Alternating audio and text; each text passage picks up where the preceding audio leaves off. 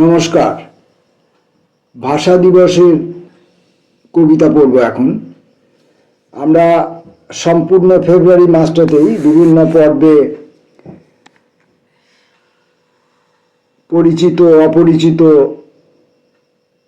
জ্যেষ্ঠ কনিষ্ঠ, খ্যাতনামা অখ্যাতনামা বিভিন্ন কবিকে নিয়ে বিভিন্ন পর্বে আমরা কবিতা পাঠ পর্ব চালিয়ে যাচ্ছি। আজকে ভাষা দিবস, আন্তর্জাতিক মাতৃভাষা দিবস। এই উপলক্ষে আজকে আমরা বাংলা ভাষা অথবা বাংলা বাঙালি এতদ সংক্রান্ত বিষয়ের উপর লেখা কয়েকটি কবিতা পড়ব, যেগুলি অধিকাংশই আমাদের বহুবার পড়া, বহুবার শোনা, কখনো কখনো অনেক কবিতা আমাদের পাঠ্যের মধ্যেও ছিল। যাই হোক, বহুবার পড়া এবং বহুবার শোনা হলেও আমি যে বহুবার ভুল করব না এমন কথা বলতে পারি না। বঙ্গভাষা, মাইকেল মধুসূদন দত্ত।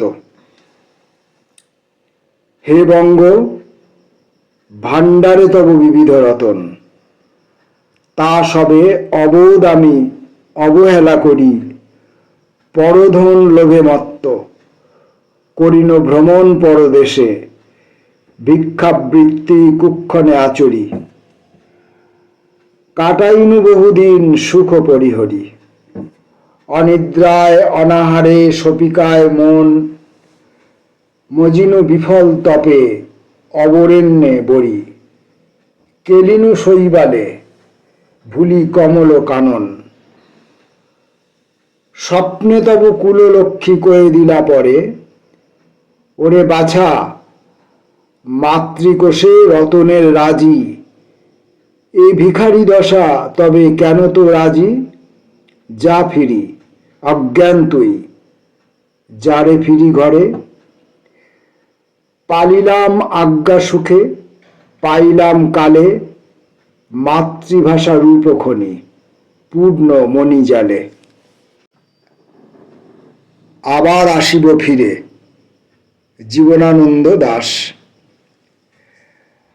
আবার আসিব ফিরে ধানসিঁড়িটির তীরে এই বাংলায়, হয়তো মানুষ নয়, হয়তো বা শঙ্খচিল শালিখের বেশে, হয়তো ভোরের কাক হয়ে এই কার্তিকের নবান্নের দেশে, কুয়াশার বুকে ভেসে একদিন আসিব এ কাঁঠাল ছায়ায়, হয়তো বা হাঁস হব, কিশোরীর ঘুঙুর রহিবে লাল পায়, সারাদিন কেটে যাবে কলমির গন্ধ ভরা জলে ভেসে ভেসে, আবার আসিব আমি বাংলার নদী মাঠ ক্ষেত ভালোবেসে, জলঙ্গির ঢেউয়ে ভেজা বাংলার এই সবুজ করুণ ডাঙায়, হয়তো দেখিবে চেয়ে সুদর্শন উড়িতেছে সন্ধ্যার বাতাসে, হয়তো শুনিবে এক লক্ষ্মী পেঁচা ডাকিতেছে শিমুলের ডালে, হয়তো খইয়ের ধান ছড়াতেছে শিশু এক উঠানের ঘাসে, রূপসার ঘোলা জলে হয়তো কিশোর এক সাদা ছেঁড়া পালে ডিঙাবায়, রাঙা মেঘ সাঁতরায়ে অন্ধকারে আসিতেছে নীরে, দেখিবে ধবল বক আমারেই পাবে তুমি ইহাদের ভিড়ে। আবার আসিব ফিরে, জীবনানন্দ দাশ।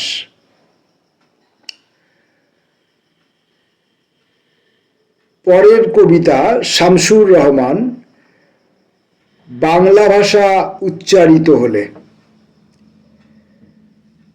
বাংলা ভাষা উচ্চারিত হলে নিকানো উঠোনে ঝরে রৌদ্র, বারান্দায় লাগে জ্যোৎস্নার চন্দন,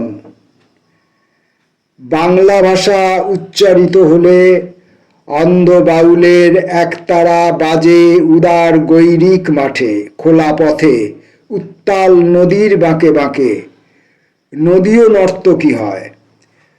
যখন সকালে নতুন শিক্ষার্থী লেখে তার বাল্য শিক্ষার অক্ষর, কাননে কুসুমকলি ফোটে, গোরাখালের বাঁশি হাওয়াকে বানায় মেঠো সুর, পুকুরের কলস ভাসে।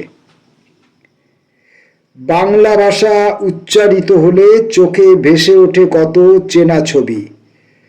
মা আমার দোলনা দুলিয়ে কাটছেন ঘুম পাড়া নিয়া ছড়া কোন সে সুদূরে, সত্তা তার আশা বড়ি। নানি বিষাদ সিন্ধুর স্পন্দে দুলে দুলে রমজানি সাঁঝে ভাজেন ডালের বড়া, আর ২১-এর প্রথম প্রভাত ফেরি অলৌকিক ভোর।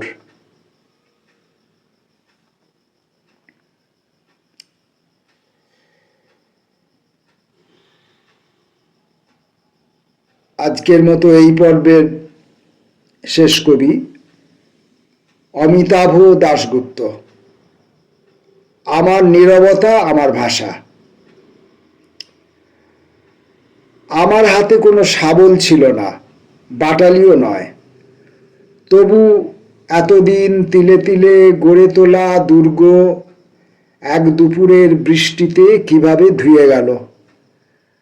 আর ওই বিশাল পাথুরে অবরোধই যে আড়াল করে রেখেছিল হারমাদের মতো এক খ্যাপা নদী, এতকাল তা আমি জানতেও পারিনি। সেই অর্গলহীন সজল সারা দিন সারা রাত আমাকে ভাসিয়ে নিয়ে চলেছে। ওই ভেসে যাচ্ছে আমার অঙ্গদ শিরস্ত্রাণ আবরণহীন, ভাসতে ভাসতে আমি চড়তে পারছি গাঢ় দিঘিকার চেয়ে সজল তোমার দু চোখের ভাষা।